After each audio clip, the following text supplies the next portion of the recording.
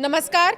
News 18 पर आपका बहुत स्वागत है। मैं हूं आपके साथ अंशिका पाठक। ईरान और इजराइल पर दुनिया भर की निगाहें टिकी हुई हैं। इससे पहले रशिया और यूक्रेन पर दुनिया भर की निगाहें टिकी थी। हिंदुस्तान और पाकिस्तान दोनों को ही लेकर कई बातें आ रही थी। ऑपरेशन सिंदूर को लेकर भी आपके मन में कई सवाल होंगे कि अभी भी क्या ऑपरेशन सिंदूर जारी रहेगा, क्योंकि लगातार कई ऐसे बयान आए हैं जिसको लेकर बहुत सारी प्रतिक्रियाएं जो है देखने को मिली हैं, सुनने को मिली हैं ऑपरेशन सिंदूर को लेकर। इन सब चीज़ों पर हम बातचीत करेंगे। हमारे साथ मौजूद है डिफेंस एक्सपर्ट कर्नल दानवीर सिंह जी। बहुत स्वागत है सर आपका न्यूज़ 18 पर। सर, सबसे पहले क्योंकि अभी जो सबसे ज़्यादा हाईलाइट है ईरान और इजराइल, कैसे देख रहे हैं आप दोनों को? क्या दोनों का मामला शांत होता हुआ नजर आ रहा है? देखिए, अगर डोनाल्ड ट्रंप के ट्वीट से शुरुआत करते हैं, जब उन्होंने कहा कि सीज़ फायर दोनों मुल्कों हाँ, ने हाँ, मान लिया है, तो तब से लेकर अभी तक बात करें तो काफ़ी सारी मिसाइल्स चल चुकी हैं। बीर शबीबा के अंदर 4 लोगों की डेथ हो चुकी है और जो उनके डिफेंस मिनिस्टर हैं उन्होंने कहा है कि आईडीएफ को आदेश दिए गए हैं कि तेहरान के अंदर ताबड़तोड़ बमबारी की जाए। हाँ, उसके बाद कुछ दोनों तरफ से कार्रवाइयाँ भी हुई हैं और उसको लेकर डोनाल्ड ट्रंप ने एक आपत्तिजनक ट्वीट भी किया है, जी, जो कि अमर्यादित भाषा के दायरे में आता है और इस्तेमाल किया एक उन्होंने। राष्ट्रपति के लेवल पर इस तरीके की बात बिल्कुल भी शोभा नहीं देती है। और कहीं ना कहीं वो ये भी बता रहा है, वो ट्वीट की बात बनती नज़र नहीं नहीं आ आ रही रही। है। वो थोड़े बौखलाए हुए हैं, अपसेट हैं हाँ। और इसलिए उन्होंने इस तरीके की भाषा का प्रयोग करते हुए ट्वीट कर दिया है। सर, सीज़ फायर को लेकर बहुत बात हो रही थी कि अब सीज़ फायर पर सहमति बन गई है। इसमें फ्रांस ने स्वागत किया था सीज़ फायर का। इवन चाइना, जो कि हर जगह अपनी मौजूदगी दर्ज करना चाह रहा है। इंडिया और पाकिस्तान के टाइम पर भी उसने सीज़ फायर को लेकर कहा था चाइना ने कि बेहतर होगा कि दोनों ही देश शांति से बातचीत कर लें। अब चाइना ने यहाँ भी इंटरफेयर किया है। चाइना ने कहा है कि दोनों शांति बनाए रखें और इस युद्ध को आगे ना बढ़ाएं। कैसे देखते हैं आप बाकी कंट्रीज़ का इन्वॉल्वमेंट इन दोनों के फाइट में? देखिए, बाकी कंट्रीज़ का तो हाँ, जो इन्वॉल्वमेंट वो है ही है, लेकिन हाँ, आपने चाइना का जिक्र किया तो हाँ, यहाँ पे चाइना का उल्लेख करना बहुत आवश्यक है। और हाँ, चाइना के ही नहीं, यहाँ पे भारत और जापान का भी उल्लेख करना हाँ, बिल्कुल। बहुत ज़रूरी है, बिकॉज ये तीनों मुल्क ऐसे हैं जो कि बहुत बड़े पैमाने पर हाइड्रोकार्बन्स के ऊपर निर्भर हैं। और ये जो एनर्जी रिक्वायरमेंट हमारी है, ये मिडिल ईस्ट से होती है। हमारी 80% तेल की तेल। आपूर्ति मिडिल ईस्ट से होती है और इसका बहुत बड़ा जो हिस्सा है वो होमरूज जल डमरू मध्य से आता है और ईरान से बिल्कुल बहुत नज़दीक है। 35 किलोमीटर तक का इसका छोटा सा फैलाव है जी। और इसको बड़ी आसानी से ईरान बंद कर सकता है। और अगर ऐसा कर दे तो इसमें भारत के लिए, चीन के लिए और जापान के लिए बहुत बड़ी समस्या हो जाएगी। यहाँ पर इस बात को उजागर करना या उसको अंडरलाइन करना बहुत आवश्यक होगा कि हरदीप पुरी साहब ने 2 दिन पहले ही कहा था कि हमने अपनी एनर्जी रिक्वायरमेंट्स को डाइवर्सिफाइड कर दिया है। सो ये एक चैलेंज है, चाहे वो इंडिया हो, चाइना हो और जापान हो। तो मेरे ख्याल से अगर इनका सीज़ फायर होता है तो ये सारे मुल्क जो एनर्जी डिपेंडेंट हैं, ख़ास तौर से इजराइल पर। इस इलाके से और होर्मुज और इस इलाके से जो तेल आता है, तो मेरे ख्याल से ये सारे के सारे इस चीज़ का स्वागत करेंगे। ठीक है सर, इंडिया के स्टैंड को आप किस तरीके से देखते हैं? इंडिया जिस तरीके से दोनों ही देशों के बीच में अपनी बातें रख रहा है, आप उसको कैसे देखते हैं? देखिए, इंडिया की सिचुएशन समझनी बहुत आवश्यक है। हाँ, जहाँ तक वेस्ट एशिया का सवाल है, जिसको पश्चिमी देश मिडिल ईस्ट बोलते हैं और भारत वेस्ट एशिया बोलता है, हमारे लिए फ़िलिस्तीन भी बहुत इम्पोर्टेंट है, इम्पोर्टेंट है। हमारे लिए इज़राइल भी बहुत इम्पोर्टेंट है और ईरान भी बहुत इम्पोर्टेंट है। फ़िलिस्तीनियों का हम समर्थन सैद्धांतिक तौर पर करते करते हैं। हैं। गांधीवादी देश होने की वजह से एक सिद्धांत हमारा जुड़ा हुआ है, इसलिए हम फ़िलिस्तीनियों को उनके हक की बात करते हैं और उनको उनका समर्थन करते हैं। अगर इज़राइल की बात करें तो जब भी भारत के ऊपर संकट आया है, ख़ास तौर से पाकिस्तान की तरफ हाँ, से, चाहे वो कारगिल का संकट हो या हाल फिलहाल ऑप सिंदूर की रिक्वायरमेंट्स हो, जो क्रिटिकल टेक्नोलॉजीज़ जो अगर किसी ने दी हैं, जब पूरी दुनिया ने दरवाजे बंद कर दिए थे, तो वो इज़राइल ही था। इज़राइल ने भारत का भारत की रक्षा को मजबूत करने के लिए बहुत समर्थन दिया है और वो हमारा एक बहुत अहम पार्टनर है। उसके अलावा उसकी जो मोसाद है इंटेलिजेंस एजेंसी, बहुत ही अव्वल दर्जे की इंटेलिजेंस एजेंसी है और बहुत सारे लेवल्स पर इंटेलिजेंस शेयरिंग भी होती है। वो हमारे लिए, हमारी सुरक्षा के लिए बहुत अहम है। अब रही बात ईरान की, तो ईरान की अगर बात करें तो वो सिविलाइजेशनल कंट्री है, हमारे कई सदियों से उस मुल्क के साथ ताल्लुकात हैं, सांस्कृतिक भी हैं, राजनीतिक भी हैं और आज की तारीख में जियोपॉलिटिकल भी हैं। ईरान एक वाहिद एक मुल्क है जिसके जरिए भारत का दरवाज़ा सेंट्रल एशिया की ओर खुलता है।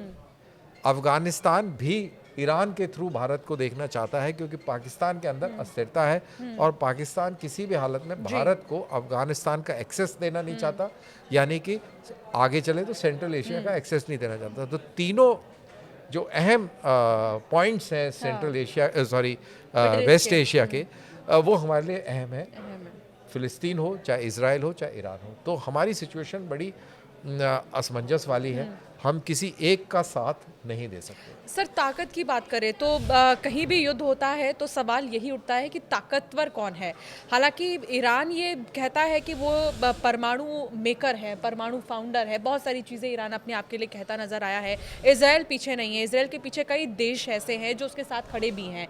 क्या समझते हैं अब ताकतवर कौन और किस जिस तरीके से खामेनेई बचना चाह रहे हैं उस पर कुछ आप कहना चाहें? हालांकि उस पोस्ट का भी मैं जिक्र करूंगी जो आपने अभी एक्स पर डाला था फील्ड मार्शल को लेकर, उसका भी जरूर। देखिए, वो तो सरकास्टिक वे में मैंने कहा था क्योंकि अगर ईरान की जो पूरी टाइमलाइन देखें बयानबाजी की, तो उसमें कहीं ना कहीं पाकिस्तान से वो मिलती जुलती है कि पिटते भी जा रहे हैं, हारते भी जा रहे हैं और जीत का दावा भी कर रहे हैं। और ऐसे में जब पाकिस्तान जैसी स्थिति हो गई, जब सब कुछ नष्ट हो गया, बर्बाद हो गया, बड़े बड़े एयर बेसिस तबाह हो गए, और तो ऐसे तबाही के बाद आपने अपने जनरल को फील्ड मार्शल बना दिया। तो मेरा उस पॉइंट ऑफ व्यू से, उस लिहाज से एक सरकास्टिक ट्वीट था जिसका आप जिक्र कर रही हैं। तो जो आपने पहला जो सवाल पूछा कि ताकतवर कौन है, तो देखिए, ताकतवर at the face of it, at the face of it हमको इजराइल ताकतवर लगता है क्योंकि ताकत इजराइल दिखा रहा है और वो हावी भी है। लेकिन अगर इसकी परतें आप उठाना शुरू करें तो इजराइल ताकतवर इसलिए है क्योंकि अमेरिका का बहुत ज़बरदस्त साथ है। अगर अमेरिका के B-2 बॉम्बर्स ने GBU-57 बंकर बस्टर यानी कि मैसिव ऑर्डिनेंस पेनिट्रेशन बॉम्ब्स का इस्तेमाल ना किया होता तो शायद इजराइल की स्थिति वो ना होती जो इस समय है। ये याद रहे कि ईरान 16 लाख स्क्वायर किलोमीटर का एक बहुत बड़ा मुल्क है और इजराइल बहुत छोटा मुल्क है, बहुत छोटा मुल्क है। इजराइल पिछले 2 साल से जंग में है। इजराइल के ऊपर ताबड़तोड़ हमास और हिजबुल्ला और हूतियों ने मिसाइल्स दागी हैं और आयरन डोम का पूरा इस्तेमाल हुआ है, यानी कि जो उसके पास रिजर्व्स थे वो कम हुए हैं, उसकी आर्थिक स्थिति कमज़ोर हुई है और ऐसे में उसने जब ईरान के साथ में पंगा लिया है तो याद रहे कि उसकी स्थिति अभी इतनी अच्छी नहीं है कि वो बहुत लंबी देर तक ईरान के साथ युद्ध कर सके। जहाँ तक ईरान का सवाल है, ईरान क्योंकि एक बहुत बड़ा मुल्क है, उसके अंदर एक दूसरे किस्म का जज्बा पाया जाता है जिसमें रिलीजियस एंगल बहुत स्ट्रॉन्ग है। उसकी इकॉनमी भी, उसके ऊपर रिस्ट्रिक्शंस बहुत हैं, उसके ऊपर सैंक्शंस बहुत हैं, लेकिन चाइना और रूस को तेल के निर्यात से उसकी इकॉनमी चल रही है।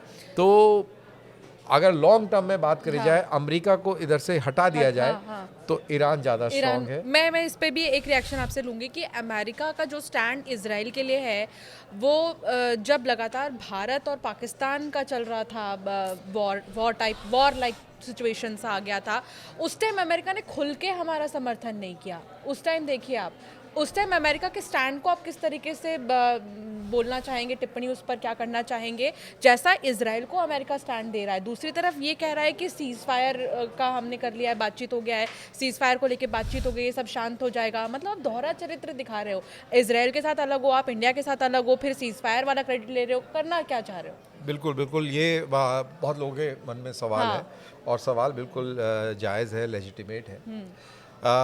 अब पहले इंडिया पाकिस्तान के लिहाज से बात कर लेते हैं। इंडिया एक बहुत ही उभरती हुई पावर है और इस चीज़ का अंदेशा 1947 में अंग्रेज़ों को और अमेरिकनों को हो चुका था कि इतने बड़े मुल्क को, जहाँ पर इतने सारे वसाइल हैं, इतनी ज़बरदस्त ह्यूमन रिसोर्स है, इतना बड़ी सिविलाइजेशनल बैकिंग है इस मुल्क के पास में, इसको अगर आज़ाद कर दिया जाए जिस हालत में है, तो ये हमको आगे आने वाले समय में चैलेंज करेगा। तो उन्होंने इस देश का विभाजन किया, धन के नाम पर विभाजन किया, और आज भी उनको ये चीज़ सताती है कि भारत कहीं ज़्यादा स्ट्रॉन्ग ना हो जाए। इस समय भारत जर्मनी की इकोनॉमी से स्ट्रॉन्ग हो चुका है जी। और या उसके करीब है। हाँ। भारत की जो रक्षा क्षमताएं हैं वो बहुत बढ़ चुकी हैं, अव्वल दर्जे की हैं, उस लेवल तक की है कि अगर भारत अमेरिका का साथ ना दे तो इंडो पैसिफिक रीजन में चाइना का मुकाबला अमेरिका नहीं कर सकता। ना चाहते हुए भी उसको भारत के सहयोग की आवश्यकता है, क्योंकि भारत बहुत ही पावरफुल मुल्क है, न्यूक्लियर पावर है, और न्यूक्लियर पावर पाकिस्तान या इजराइल की तरह नहीं है। न्यूक्लियर पावर विद ट्रायड है, और ट्रायड वाली पावर मेरे ख्याल से पूरी दुनिया में, विश्व में अगर भारत की बात करें तो 5वें स्तर का इस तरीके का मुल्क है। ये एक वाहिद मुल्क है चाइना, रशिया और अमेरिका के अलावा जो सैटेलाइट्स को भी मिसाइल से टारगेट कर सकता है। ये इसकी काबिलियत है। हाइपरसोनिक मिसाइल्स जैसी उन्नत तकनीक के ऊपर भी महारत रखता है। तो कोई भी नहीं चाहेगा, और अमेरिका खास तौर से नहीं चाहेगा कि भारत को खुला छोड़ दिया जाए, और उसको चेक करने के लिए अगर कोई मुल्क है तो वो पाकिस्तान है। चीन भी पाकिस्तान को शय इसीलिए देता है कि भारत को दबाव में रखा जाए, उसको कमज़ोर रखा जाए, और अमेरिका भी कहीं ना कहीं इसी मानसिकता से उसका समर्थन करता है। लेकिन जियोपॉलिटिकली अगर बात करें मध्य एशिया के पॉइंट ऑफ व्यू से, तो पाकिस्तान ही एक ऐसा मुल्क है जिसके थ्रू, जिस तरीके से मैंने बोला कि ईरान के थ्रू हम सेंट्रल एशिया जाना चाहते हैं, इसी तरह अमेरिका अगर सेंट्रल एशिया में जाना चाहता है तो पाकिस्तान ही है जो अमेरिका को अफगानिस्तान और सेंट्रल एशियन रिपब्लिक्स के अंदर जाने की जाने का रास्ता है। अमेरिका खुल के पाकिस्तान के इसीलिए वो भारत के खिलाफ नहीं आ रहा था। उसकी ये मजबूरी है कि पाकिस्तान के साथ खड़ा रहे वो, क्योंकि अगर वो नहीं खड़ा रहेगा और पूरी तरह अगर पाकिस्तान चीन के साथ हो जाता है तो देखिए भारत वो सहूलियत प्रदान करेगा नहीं अमेरिका को। ज्योग्राफी भी नहीं है उस तरीके से कि वो सपोर्ट कर सके। पाकिस्तान चाइना के खेमे में हो गया, फिर नामुमकिन है। ईरान किसी भी हालत में ये नहीं कर सकता, और इराक जो है वो सेंट्रल एशिया से थोड़ा परे हो जाता है। एक चीज़ और भी हम बात कर रहे थे सर, जैसे कि आप बता रहे हैं कि अब हमारे पास इतने अच्छे डिफेंस सिस्टम है जिनका पूरा पूरा विश्व लोहा मान रहा है। कई जगह से तो अब ऑर्डर्स भी आने शुरू हो गए हैं धीरे धीरे। कई ऐसे हथियारों के लिए ऑर्डर्स आने शुरू हो गए हैं। 5th जनरेशन के हथियारों की अगर हम बात करें तो क्या लगता है आपको, कब तक वो डेवलप होंगे, उसकी कितनी आवश्यकता होगी आने वाले समय में? देखिए, जब 5th जनरेशन की बात करते हैं तो हम एमका फाइटर जेट की बात कर रहे हैं, और आने वाला समय नेटवर्क का ज़माना है, आर्टिफिशियल इंटेलिजेंस का ज़माना है, और अगर आपके पास उस तरीके की काबिलियत नहीं है तो आप बैटलफील्ड के ऊपर टिक नहीं पाएंगे। ये फ्यूचरिस्टिक रिक्वायरमेंट है इंडिया की, और चाइना हमसे इस मामले में काफ़ी आगे है। ये वो तकनीक है जो कोई मुल्क आपको देगा नहीं। कोई नहीं चाहेगा कि आप मजबूत हो, तो ये आपको खुद ही स्वयं अपने घर में अपने आप अपनी क्षमताओं के हिसाब से विकसित करनी पड़ेंगी। एमका की अगर बात करें तो ये 2030 तक इसके ट्रायल्स शुरू हो जाएंगे, और कहते हैं कि 2030 के मध्य तक ये इंडक्ट होना शुरू हो जाएगा। अब देखना है कि क्या ये अचीवेबल होगा या नहीं होगा, लेकिन इसमें सबसे बड़ी जो समस्या हमारे सामने है वो जेट इंजन को बनाने की है, और आपके दर्शकों को ये बताना बहुत ज़रूरी समझता हूँ इस बात को लेकर कि न्यूक्लियर बम बनाना आसान है, न्यूक्लियर सबमरीन बनाना आसान है, सैटेलाइट बनाना आसान है, चांद के ऊपर अपना चंद्रयान उतारना आसान है, लेकिन एक जेट इंजन बनाना बहुत बहुत मुश्किल है। बहुत ही कम देशों के पास उन्नत जेट इंजन बनाने की काबिलियत है और भारत भी प्रयास कर रहा है। सफलता जरूर मिलेगी, इसमें कोई दो राय नहीं है। सर, ऑपरेशन सिंदूर से आप बहुत जुड़े रहे और मैंने आपके सोशल मीडिया पोस्ट देखे जिसमें आपने बहुत एग्रेशन भरे लहजे में भी लिखा था कि क्या अब पाकिस्तान हिंदू मुस्लिम के दंगे छिड़ेगा। ये एक पोस्ट आपने किया था, क्या ये नया था इस बार? देखिए, ये हमास से प्रेरित था।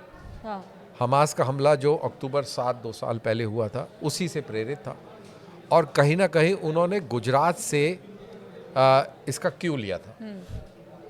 गोधरा के अंदर जब इस्लामिस्ट ने संतों की बोगीज को जलाया था और जो श्रद्धालुओं की जो पार्थिव शरीर थे, जब वो अलग अलग अपने घरों तक पहुँचे गुजरात के अलग अलग डिस्ट्रिक्ट में, अलग अलग जगहों पर, तो उससे एक भावना उत्पन्न हुई, पैदा हुई और जिसके बाद हमने सबने देखा कि क्या हुआ। जी। पाकिस्तान को ये लगा कि पहलगाम के अंदर एक ऑपरेशन करते हैं जहाँ पर पूरे हिंदुस्तान से लोग आए होंगे, कश्मीर को भी हाईलाइट करेंगे और साथ के साथ जब इनकी डेड बॉडीज़ इनके नेटिव प्लेसेस पर जाएंगी तो भावनाएं भड़केंगी और सोसाइटी डिवाइड होगी। और सोसाइटी डिवाइड होगी, दंगे होंगे, तो वो पाकिस्तान के हित में होगा।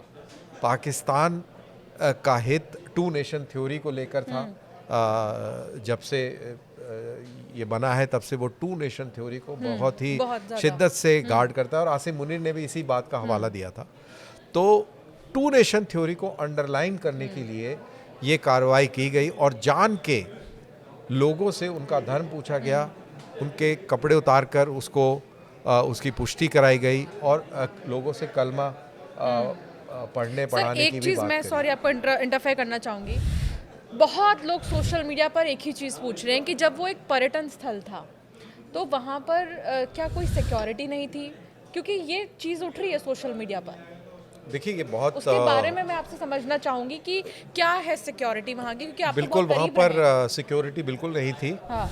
और सिक्योरिटी का ना होना, इस चीज़ को underline central intelligence agencies, central police force और इंडियन आर्मी ने किया था। यूनिफाइड कमांड को ये बताया गया था, जिसकी अध्यक्षता आपके चीफ मिनिस्टर साहब करते हैं और शायद JNK की परिस्थिति थोड़ी सी डिफरेंट है, तो कहीं ना कहीं LG साहब भी उसमें इन्वॉल्व हैं। इसके बावजूद भी इस चेतावनी को दरकिनार किया गया, नज़रअंदाज किया गया और ये जो इंटेलिजेंस फेलियर था इसकी बात हमारे होम मिनिस्टर अमित शाह जी ने भी मानी है। तो ये बिल्कुल एक इंटेलिजेंस फेलियर था, इसमें कोई दो राय नहीं। हम लोग बहुत ज़्यादा कैजुअल हो गए थे, हमें लग रहा था कि अब यहाँ पर आतंकवाद की घटना नहीं होगी।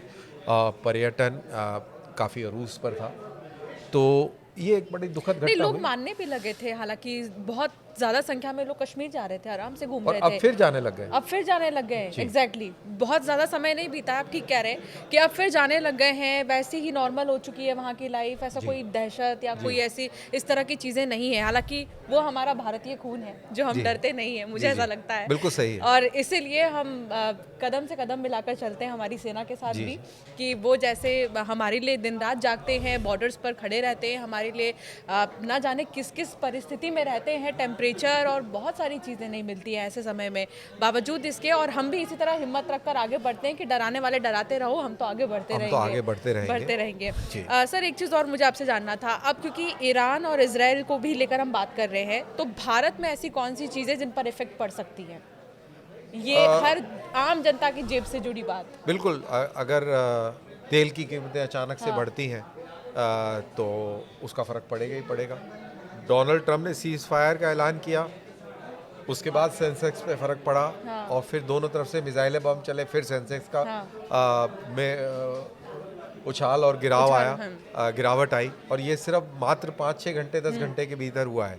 तो इजराइल और ईरान के बीच में जो चल रहा है उसका बिल्कुल असर पड़ेगा आपकी मेरी ज़िंदगी के ऊपर असर पड़ेगा, सबकी ज़िंदगी पर असर पड़ेगा। और ये अगर युद्ध लंबा छिड़ता है, चलता है और इसका दायरा बढ़ता है, यानी कि अगर कतर ने जिस तरीके से कतर ने कल धमकी दी थी कि भाई हमारे ऊपर हमला हुआ है, हम इसका जवाब देंगे, अगर कतर भी जवाब देता है और बाकी मुल्क भी धीरे धीरे उसकी जद में आते हैं, तो आप मान के चलिए कि एक बहुत बड़ी समस्या हमारे जैसे मुल्क के लिए खड़ी हो सकती है। सर, ऑपरेशन सिंदूर को लेकर भी आपसे कुछ बातें समझना चाहूँगी। ऑपरेशन सिंदूर क्या पॉज हुआ है या स्टॉप हुआ है? ऑपरेशन सिंदूर अभी पॉज की स्थिति में है। एक्टिव काइनेटिक ऑपरेशंस नहीं किए जा रहे हैं, लेकिन सीज फायर नहीं हुआ है।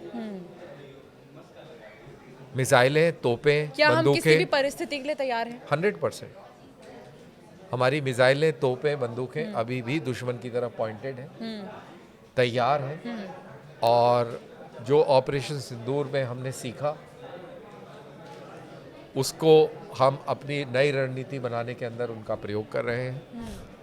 जो जो चीज़ों में हमें कमी लगी उनको दूर कर रहे हैं और हम तैयारी और पुख्ता कर रहे हैं, क्योंकि जैसा भारत सरकार के कई अहदेदारों ने, including prime minister of India, defence minister, और इन सब ने ये कहा है कि ऑपरेशन सिंदूर अभी ख़त्म नहीं हुआ है। सर, एक चीज़ और आपसे समझना चाहूँगी कि कई वॉर्स के आप हिस्सा रह चुके हैं, आपने बहुत नज़दीक से देखा है कई युद्ध। युद्ध के समय में किन हालातों से गुजरती है सेना? ये शायद हर कोई जानना चाहता है कि क्या हालात हैं, कितने देर तक फाइटर्स में रहना पड़ता है, कितने देर तक बॉर्डर्स पे रहना पड़ता है, वॉशरूम अगर आ जाए या कोई ऐसी परिस्थिति आ जाए, कैसे अपने आप को बनाया जाता है? देखिए, जब ऐसी सिचुएशन होती है तो सारी चीज़ें साथ के साथ चलती रहती है। वॉशरूम भी आ जाए तो आप वो कार्रवाई भी करते हैं, और लड़ाई जब चल रही होती है तो चल ही रही होती है, उस समय वैसे कुछ आता नहीं है। और लेकिन कोई भी फौजी जो है नहीं चाहता कि जंग हो। ये बहुत ही भयानक होती है। और टेलीविज़न पर देखना एक अलग बात होती है, जब एक्चुअल में जब चीज़ चल रही हो तो वो एक अलग ही उसका एक मंज़र होता है। तो कोई भी फौजी बिल्कुल नहीं चाहेगा कि युद्ध हो। अगर युद्ध होता है तो वो फौजी के लिए एक गर्व का मौका भी होता है, क्योंकि इसीलिए वो भर्ती हुआ है, इसीलिए उसने ट्रेनिंग करी है, और यही उसका परम कर्तव्य भी है, और यही परीक्षा है, और यही परीक्षा है। तो वो खुशी खुशी उसको पूरे धर्म और ईमान के साथ लड़ेगा भी। लेकिन अगर उससे पूछे कि युद्ध होना चाहिए, तो जवाब होगा नहीं, क्योंकि शांति सबसे पहले होनी चाहिए। क्योंकि महाभारत में भी शांति प्रस्ताव श्री कृष्ण ने पहले रखा था। जी। जब कहते हैं कि बात समझ में ना आए तो माफ़ी से नहीं, सीधा महाभारत करनी पड़ती है, ना ही बातों से कोई समझे तो सीधा महाभारत ही करने का लास्ट ऑप्शन रहता है। ये तो बात हो गई सर ऑपरेशन सिंदूर को लेकर, इंडिया पाकिस्तान को लेकर। लेकिन आपको लिखने में बहुत ज़्यादा इंटरेस्ट है, आपकी रुचि लिखने में बहुत ज़्यादा है। कई किताबों में आपने अपनी शब्दों को जो है इस्तेमाल किया है कई जगह पर। अपकमिंग कोई किताब आप सोच रहे हैं जो आप लिखें या फिर लाने वाले हों?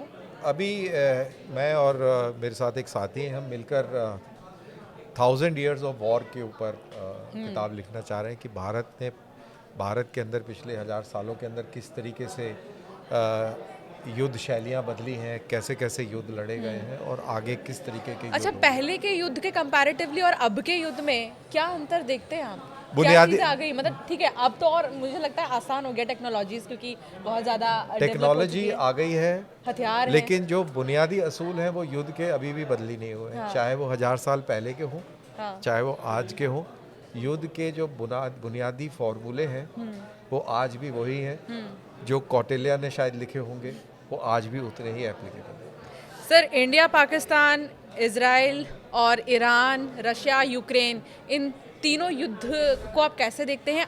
क्या टेक्निक्स, क्या चीज़ें सेम इस्तेमाल होती हैं हर चीज़? देखिए, अभी आमने सामने का युद्ध जो है बहुत कम देखने को मिल रहा है। यूक्रेन और रशिया के बीच में जरूर आमने सामने का युद्ध हो रहा है। हमने पाकिस्तान के हर एक्शन का रिएक्शन दिया, उसने एक्शन किया तो हमने रिएक्शन दिया। आप इजराइल, ईरान और रशिया, यूक्रेन के युद्ध को कैसे देख रहे हैं? बिल्कुल, तो मैं यही बता रहा हूँ कि अब जो युद्ध जो बेसिकली जो चल रहे हैं उसके अंदर कॉन्टैक्ट युद्ध नहीं है।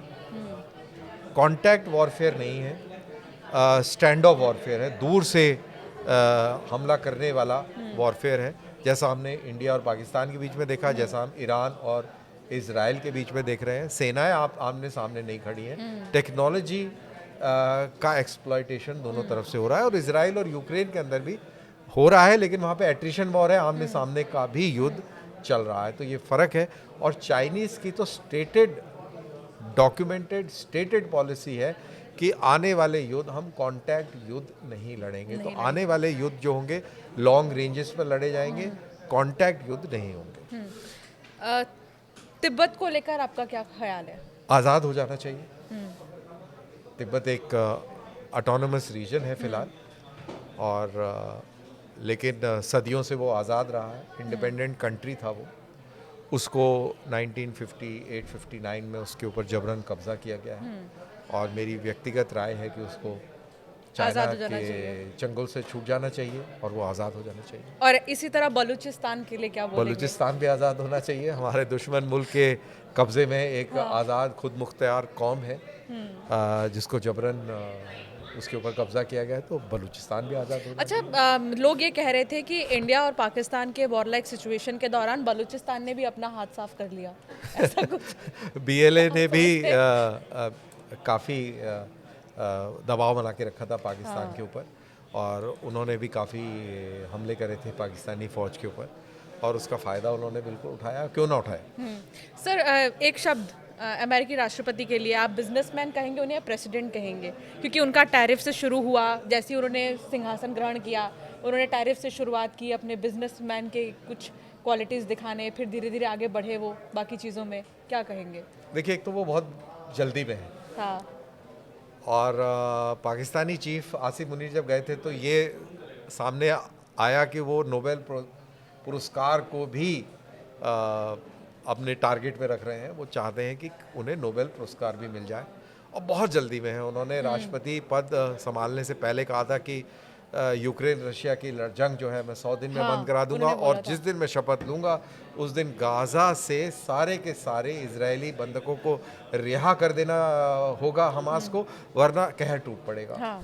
और भारत पाकिस्तान के अंदर भी चलती गाड़ी में कूद गए, और उन्होंने, देखिए, ये सवाल इसलिए भी क्योंकि इंडिया और पाकिस्तान के टाइम जब सीज फायर का क्रेडिट ले रहे थे डोनाल्ड ट्रंप, तो उन्होंने कहा मैंने व्यापार का, बिजनेस डील से दोनों को बातचीत की। बेसिकली वो व्यापारी तो हैं ही हैं, तो फेमस बिजनेसमैन हैं।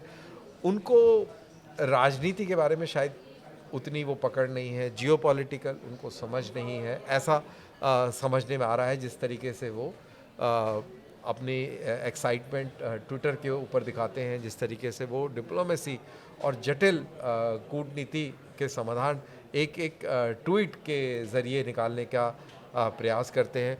उनको ना मिडिल ईस्ट के बारे में समझ है, ना उनको इंडिया पाकिस्तान के बारे में पता है।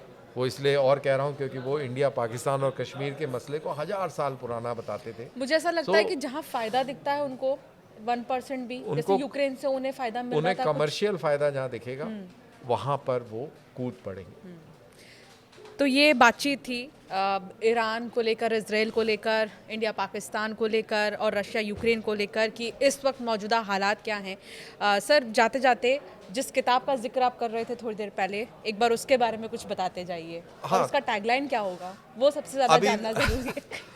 अभी तो खैर उसका टैगलाइन तो अभी तक नहीं उसके बारे में सोचा है, बट इसके अंदर हम दो चीज़ों को साइमल्टेनियसली डील करेंगे। हम बात अलग अलग युद्धों के बारे में करेंगे कि किस युद्ध में क्या हुआ, और साथ साथ उसको थ्योरेटिकली भी वैलिडेट करेंगे, और वॉर की जो थ्योरीज़ हैं उस हिसाब से कौन सा युद्ध किस तरीके से लड़ा गया, और फिर हम आगे युद्ध किस तरीके से लड़े जाएंगे। ये किताब बहुत इंटरेस्टिंग होगी, मुझे लगता है। ऐसा प्रयास है हमारा कि इंटरेस्टिंग हो। नहीं, thank you so much sir, आप हमारे साथ आए और आपने बातचीत की, अपनी राय आपने रखी है हर चीज़ पे, हर टॉपिक पे, और इसी तरह हम लगातार आप तक हर अपडेट भी देते रहेंगे और मौजूदा समय में क्या हालात है इस बारे में सबसे पहले जानकारी देंगे। फिलहाल नमस्कार।